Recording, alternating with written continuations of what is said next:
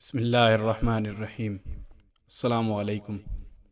ہمارے YouTube channel علی story پر آپ کا خوش آمدید۔ آج کی ویڈیو میں ہم آپ کو بتائیں گے شیر نے تالاب سے باہر آتے ہی سب کا شکریہ ادا کیا اور آئندہ ظلم و ستم سے توبہ کر لی۔ کسی جنگل میں ایک خون خوار شیر رہتا تھا۔ جنگل کے سارے جانور اس کے خوف سے سہمے رہتے۔ شیر روزانہ کئی چھوٹے بڑے جانوروں کا شکار کر لیتا تھا۔ جنگل کے جانوروں نے کئی بار شیر کے خلافت آپس میں مشورہ کیا اور خالہ بلی کے ذریعے سے شیر تک اپنے جذبات پہنچائے، مگر شیر طاقت کے نشے میں کوئی تجویز یا درخواست قبول نہ کرتا۔ شیر کو اپنی خالہ بلی کے ذریعے معلوم ہوا کہ اس کے خلاف سارے اجلاس لومڑی منعقد کراتی ہے اور تقریروں میں بڑھ چڑھ کر حصہ بھی لیتی ہے۔ لومڑی کی چالاکیاں تو مشہور ہیں، مگر اس معاملے میں وہ بہت مخلص تھی۔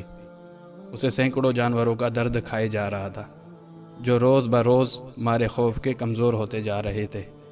شیر نے لومڑی کو خوب ڈانٹا اور آئندہ محتاط رہنے کا حکم دیا۔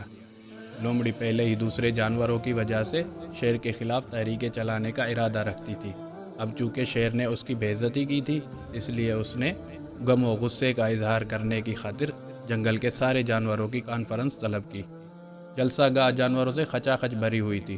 لومڑی نے سارے مہمانوں کو اعتماد میں لے کر ایک تجویز پیش کی، جس کو سب نے خوشی خوشی منظور کر لیا۔ اب کیا تھا؟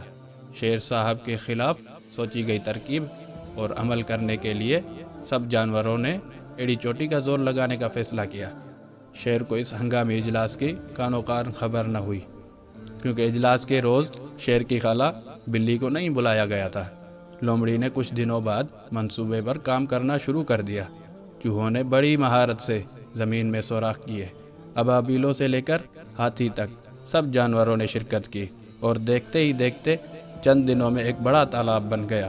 سب جانوروں نے ایک ساتھ گڑ گڑا کر خدا سے بارش کے لیے دعا کی۔ دعائیں رنگ لائی اور رحمت کی بارش سے پورا جنگل چہل پہل ہو گیا۔ تالاب پانی سے بھر گیا۔ ایک ہرن کو شیر کی کچھار کی طرف بھیجا گیا۔ شیر بھوکا تھا اور اونگ رہا تھا۔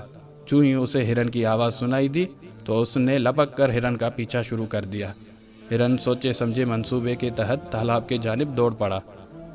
شیر بھی اپنے شکار کے پیچھے پیچھے بھاگ رہا تھا۔ ہرن تالاب میں کود گیا۔ شیر تیز رفتار ہونے کی وجہ سے سنبھل نہ سکا اور تالاب میں جا گرا۔ ہرن کے گرتے ہی کنارے پر کھڑی ہاتھی نے اسے اپنی سونڈ کے ذریعے باہر نکال لیا۔ جنگل کا بادشاہ تالاب میں ڈبکیاں کھانے لگا۔ تالاب کے ارد گرد جشن کا سما تھا۔ شیر نے گھوتے کھاتے ہوئے معافی چاہی اور آئندہ مار دھاڑ نہ کرنے کا وعدہ کیا۔ لومڑی کا دل پسیج گیا اور اس نے شیر کو معاف کرنے کی درخواست پیش کی۔